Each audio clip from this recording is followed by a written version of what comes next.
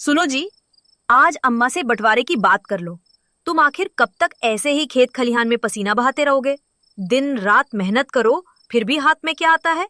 न ढंग के कपड़े हैं, न कोई इज्जत। हाँ ठीक है, कर लूंगा। अरे अम्मा को मनाना इतना आसान नहीं है, तुम थोड़ा सब्र करो। मैं भी यही चाहता हूँ, बस सही वक्त का इंतजार कर रहा हूँ। पिछली बार देखा था ना, कितना गुस्सा हुई थी वो। अम्मा का क्या है? उन्होंने तो अपनी जिंदगी गरीबी में काट ली और चाहती हैं कि हम भी गरीबी में ही रहें। नहीं, अब और नहीं। हमें भी अपनी जिंदगी बदलनी है। देखो तुम्हारे दोस्त कैसे अमीर हो गए हैं। सबने कारोबार शुरू कर दिया, पक्के मकान बना लिए, और हम अभी भी ऐसे झोपड़ी में रह रहे हैं क्योंकि तुम में हिम्मत नहीं है अपना हक मांगने की। अच्छा ठीक है, गुस्सा मत करो, कल सुबह देखता हूँ। सो जाओ अब। ये है कमला देवी की बड़ी बहू इंदु, जिसका सपना था गांव की साधारण जिंदगी छोड़कर ऐशो आराम और दौलत से भरी जिंदगी जीना। और ये है कमला देवी का बड़ा बेटा भैरव, जो पैसा तो बहुत कमाना चाहता था पर मेहनत से डरता था। दूसरी ओर कमला देवी का छोटा बेटा भीमा और छोटी बहू सुमित्रा दिन भर खेत में काम करने के बाद चैन की सांस ले रहे थे। सुमित्रा मुस्कुराकर बोली, आज फसल देखकर बहुत खुशी हुई। भगवान की कृपा है कि हमारी मेहनत रंग लाई। भीमा ने स्नेह भरी नजरों से पत्नी की ओर देखा। हाँ सुमित्रा, अगर तुम्हारा साथ न होता तो ये सब मुमकिन नहीं था। तुम घर संभालती हो, माँ की सेवा करती हो, फिर भी खेतों में मेरा हाथ बंटाती हो। मैं सच कहूँ तो तुम्हारी मेहनत देखकर ही मुझे और जोश आ जाता है। आप हमारे परिवार के लिए इतनी तेज धूप में भी काम करते रहते हो, मैं इतना तो कर ही सकती हूँ। तुम जैसी पत्नी पाकर तो मैंने सब कुछ पा लिया। अब मुझे अपनी जिंदगी से कुछ नहीं चाहिए। चलो अब बातें ना बनाओ, सो जाओ, कल सुबह बहुत सारे काम हैं। अरे बहू, सुनती हो? एक गिलास पानी देना, मुझे दवाई खानी है। इंदु अपनी सास को अनसुना करते हुए कमरे में चली गई। दिन रात चारपाई पर बैठे बैठे हुक्म चलाते रहती हैं। मैं क्या कोई नौकरानी हूँ? आवाज सुनकर रसोई से सुमित्रा दौड़ती हुई पानी लेके आई और सास को दिया। मैंने कोई अच्छे कर्म किए होंगे जो तुझ जैसी बहू मिली मुझे, वरना इंदु बहू तो मेरी सुनती ही नहीं। ऐसा नहीं है अम्मा, दीदी को कोई काम आ गया होगा। तू बड़ी भोली है रे सुमित्रा। भगवान तुझे जिंदगी की सारी खुशियां दे। भीमा खेत जाने की तैयारी कर रहा था। उसने भैरव को आवाज लगाई। भैया, आज चलो साथ खेत पर। दोनों भाई मिलकर काम करेंगे तो जल्दी भी हो जाएगा। भैरव अक्सर कोई न कोई बहाना कर खेत पर नहीं जाता। सारा काम भीमा को अकेले ही करना पड़ता, पर भीमा ने कभी कोई शिकायत नहीं की। आज भैरव को अम्मा से बंटवारे की बात भी करनी थी, इसलिए उसने टालते हुए भीमा से कहा, अरे भीमा, तुम ही जाओ, मेरा सिर दुख रहा है, थोड़ा आराम करूंगा तो अच्छा लगेगा। ठीक है भैया, तुम आराम करो। भीमा के जाते ही भैरव अम्मा के पास गया। आ बेटा बैठ, आज खेत नहीं गया?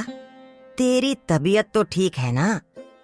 हाँ माँ, सब ठीक है। तुम्हारे जोड़ों का दर्द कैसा है?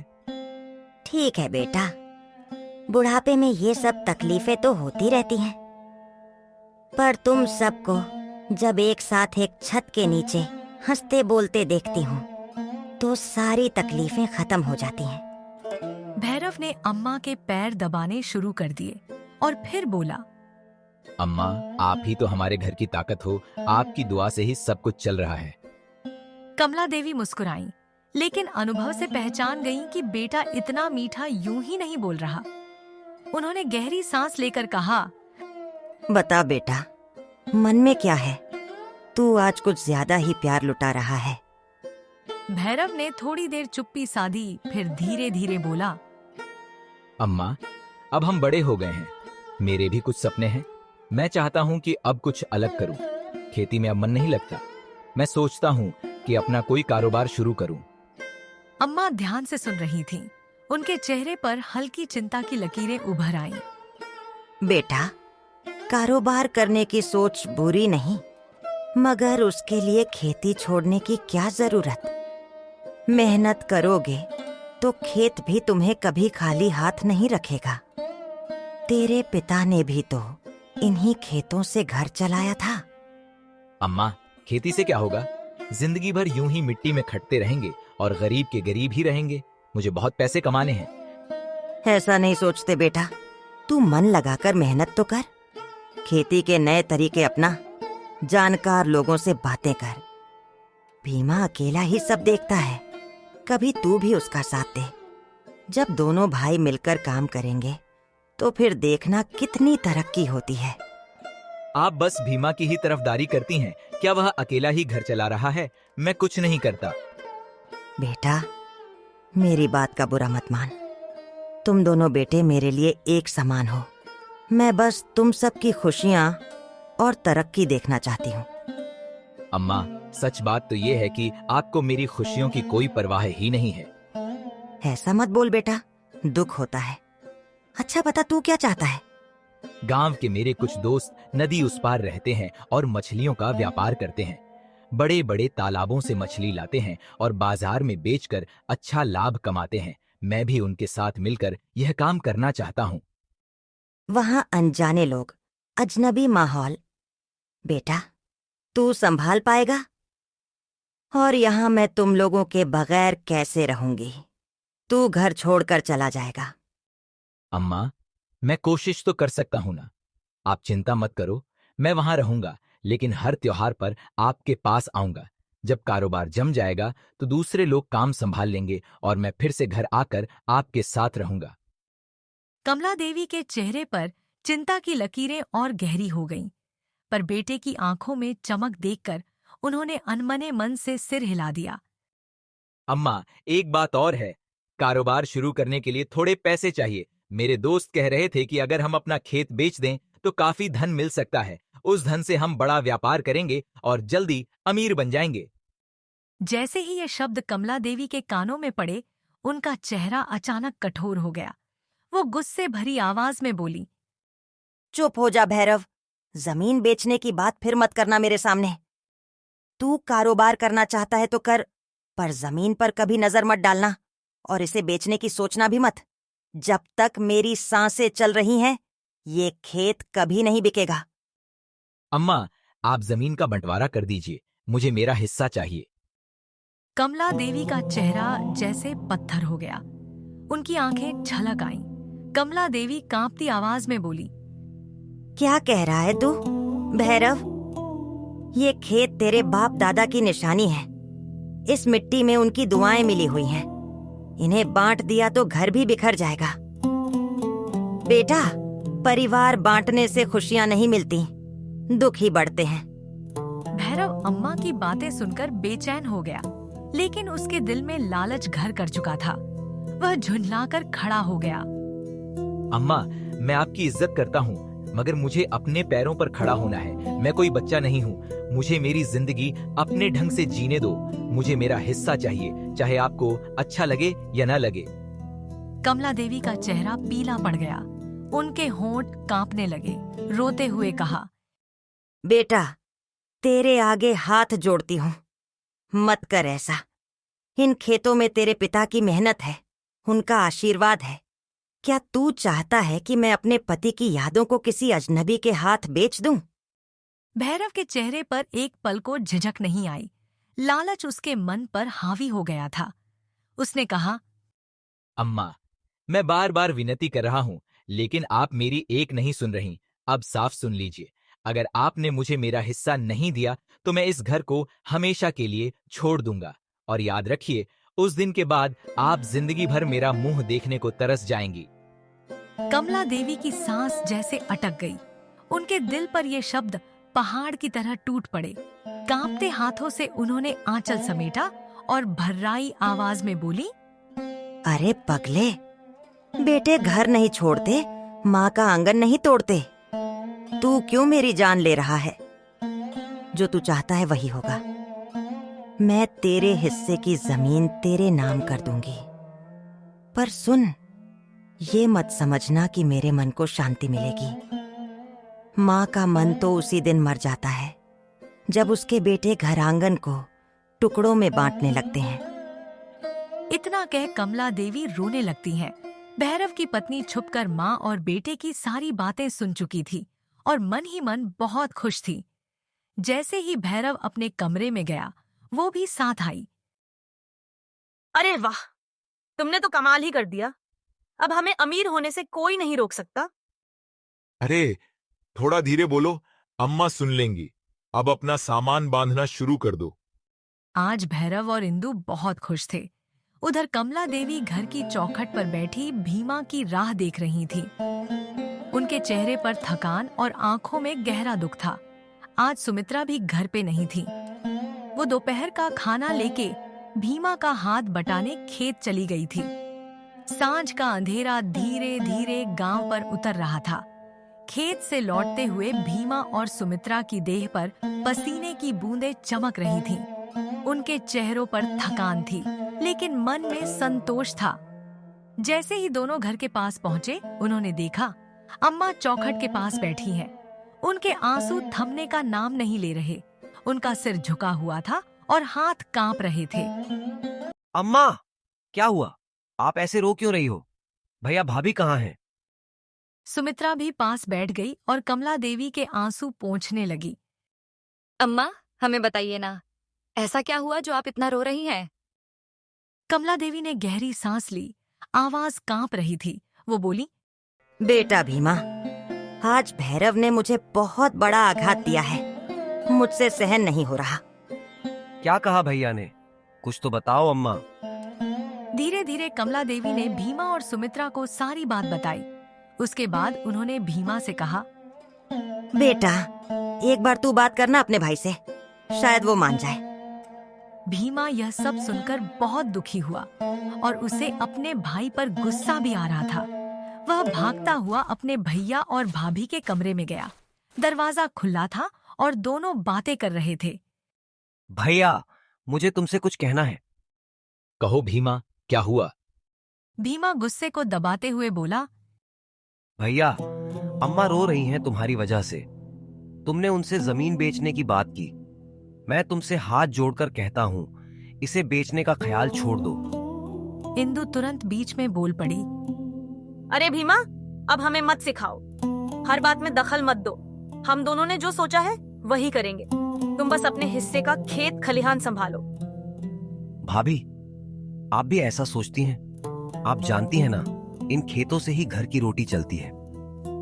बस भीमा, अब ज्यादा उपदेश मत दो।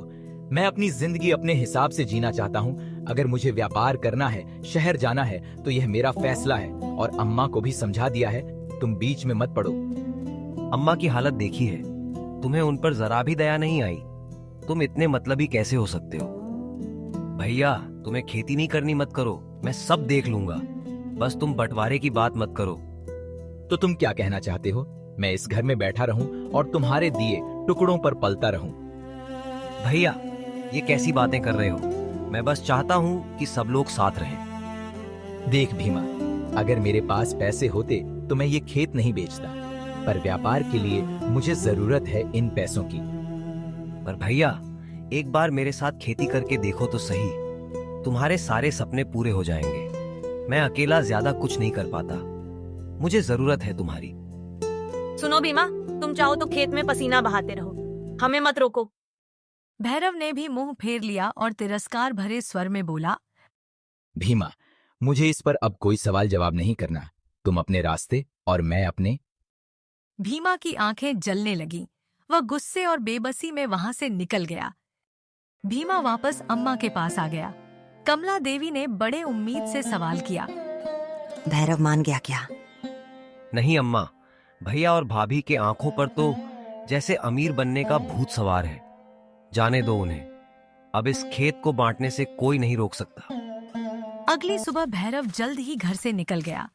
वो सीधे सरकारी दफ्तर गया। लेखपाल से बात कर उसने जल्द ही सारे कागज तैयार करवा लिए। कागज पर मुहर और दस्तखत लगने के बाद आधी जमीन भैरव के नाम हो गई। समय बीतते देर नहीं लगी। 1 हफ्ते के भीतर भैरव ने अपना हिस्सा बेच डाला। गांव के ही एक बड़े जमींदार ने वह खेत खरीद लिया। इंदु का चेहरा खुशी से दमक उठा। वो दिन भी आ ही गया जब भैरव और इंदु अपना सामान बांधने लगे। घर का आंगन उदासी से भरा था। भीमा, सुमित्रा और अम्मा पास खड़े थे। कमला देवी रोते हुए बोली, भैरव बेटा, मत जा। तुम लोगों के बगैर यह घर सुना हो जाएगा। भैया रुक जाओ ना, अपना घर मत छोड़ो, हम मिलकर सब संभाल लेंगे। भीमा की आंखों से आंसू बह निकले। उसने आखिरी बार भाई को गले लगाने की कोशिश की, लेकिन भैरव ने सिर फेर लिया। भैरव और इंदु घर से बाहर निकल गए। अम्मा और भीमा की पुकारें हवा में गूंजती रहीं, लेकिन दोनों ने पीछे मुड़कर नहीं देखा। भैरव ने अपने दोस्तों के साथ मिलकर मछली का कारोबार शुरू किया। कारोबार अच्छा चलने लगा। 6 महीने में ही भैरव अच्छा मुनाफा कमाने लगा। पैसों की बरसात होने लगी। उसने किराए का घर छोड़कर नदी किनारे आलीशान घर बनवा लिया। इंदु अब गांव की साधारण औरत से बदलकर रानी बन गई थी। सोने के गहने, रेशमी कपड़े, आसपास नौकर चाकर। इंदु को लगता था कि उसका सपना पूरा हो गया है। देखा जी, मैंने कहा था ना, गांव में रहकर खेतों में मिट्टी खोदने से बेहतर है कारोबार। अब हम भी किसी से कम नहीं। हाँ इंदु, सही कहती हो। गांव में ये ऐसो आराम कहाँ मिलता। अम्मा और भीमा कितने पीछे रह गए। अब उन्हें पता चलेगा कि असली तरक्की क्या होती है। शुरू के महीनों में कारोबार खूब चला। भैरव खुश था कि उसके दोस्त कितने भरोसेमंद निकले। उसका दोस्त रघुनाथ बोला, भैरव भाई देखो, अभी तो शुरुआत है, अगर थोड़ा और पैसा लगाएंगे तो कारोबार दुगुना हो जाएगा। भैरव का दूसरा दोस्त हरि हामी भरते हुए बोला, हाँ, बड़े बड़े व्यापारी हमसे माल लेने को तैयार हैं। अगर समय रहते निवेश कर लिया तो शहर में हमारा नाम होगा। भैरव को ये सब सुनकर बहुत अच्छा लगता। वह तुरंत अपनी जेब से और पैसा लगाता, लेकिन काम करने में पीछे रहता था। वह अक्सर कहता, तुम लोग अकाउंट्स और बाजार देखते रहो, मैं निवेश करता रहूंगा।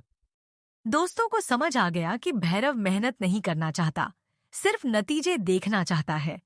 यह उनकी नजर में उसकी सबसे बड़ी कमजोरी थी।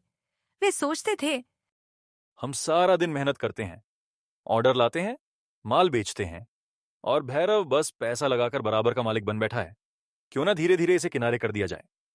एक दिन रघुनाथ ने भैरव से कहा, भैरव भाई, अभी बहुत बड़ा ऑर्डर मिला है, इसमें बहुत फायदा होगा, लेकिन पहले हमें कुछ पैसे बैंक से लोन लेकर और अपने पास से लगाने होंगे।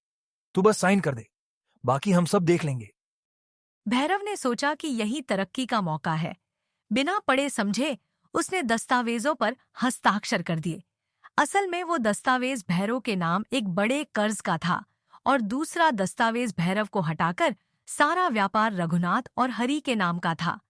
कुछ दिनों में बैंक से नोटिस आया कि भैरव पर भारी कर्ज चढ़ चुका है। भैरव हक्का बक्का रह गया। ये कैसे हो गया? मेरे नाम पर इतना बड़ा कर्ज? बैंक अधिकारी ने उसे दस्तावेज दिखाए। सब पर उसके हस्ताक्षर थे। वो पहले भागता हुआ अपने दोस्तों के पास गया और कहा, तुम लोगों ने मेरे नाम इतना बड़ा कर्ज लिया, ये तो धोखा है। तुमने खुद ही हस्ताक्षर किया था इसके लिए। मैंने तुम लोगों पर भरोसा कर उस दिन बिना पढ़े हस्ताक्षर कर दिया। तुम लोगों ने मेरा भरोसा तोड़ दिया। चलो अब बैंक का कर्ज चुकाओ। तुम्हारा कर्जा तुम जानो, हम क्यों चुकाएं? ये कैसी बातें कर रहे हो? मैं अकेले ये नहीं चुका सकता। कुछ नहीं है मेरे पास। मैंने जितना निवेश किया है वापस करो। तो बदले में तुमने पैसे भी तो कमाए। तुम और तुम्हारी बीवी जो राजा और रानी वाली जिंदगी जीते हो, आखिर तुमने यहीं से कमाया था ना। मेरे पास अब कुछ नहीं बचा है, पर बैंक का कर्ज तो चुकाना पड़ेगा ना। मुझे अब तुम लोगों के साथ नहीं रहना। व्यापार में जितना हिस्सा मेरा है वो वापस कर दो। मुझे अलग होना है। कौन सा हिस्सा? अब कोई हिस्सा नहीं है तुम्हारा। क्या बकते हो? हम तीनों का बराबर हिस्सा है व्यापार में। मेरा हिस्सा दे दो, वरना। वरना क्या? पुलिस बुलाओगे? बुला लो। हमारे साथ तुम भी जाओगे अंदर, क्योंकि व्यापार में जो हेर फेर करके इतने पैसे कमाए थे, तुमने उसका हिसाब भी देना होगा। अब चलो निकलो यहां से। भैरव अपना सिर पकड़ के बैठ गया। जिन दोस्तों पर भैरव आंख मूंदकर भरोसा करता रहा, वही उस दिन उसके सबसे बड़े दुश्मन बन गए। वह घर गया और इंदु को सारी बात बताई। हे भगवान, हमने क्या सोचा था और क्या हो गया? अब हम क्या करेंगे? सुनो, अब ये घर हम बेचकर सारे कर्जे चुका देते हैं और गांव लौट जाते हैं। पर किस मुंह से जाएंगे वहां? अम्मा सही कहती थी, जमीन और परिवार ही असली सहारा होते हैं। देखो, आज हम अकेले हैं, कंगाल हैं। भैरव की आंखों से आंसू बह निकले। इंदु, मैंने ही सब बर्बाद किया। अम्मा और भीमा की बातें मान लेता तो आज ये दिन न देखना पड़ता। गलती सिर्फ आपकी नहीं है, मैंने ही आपसे जिद की थी। सच ही कहते हैं, अपनों का दिल दुखा के कोई भी खुश नहीं रह पाया है। भैरव ने वो घर बेच दिया और कर्जे चुकाकर दोनों गांव वापस आ गए। गांव पहुंचकर उन्होंने सबसे पहले अम्मा के पैरों में गिरकर कहा, अम्मा, मुझसे बहुत बड़ी गलती हुई। आपने हमेशा समझाया, पर मैंने आपकी एक न मानी। लालच ने मेरी आंखें अंधी कर दी।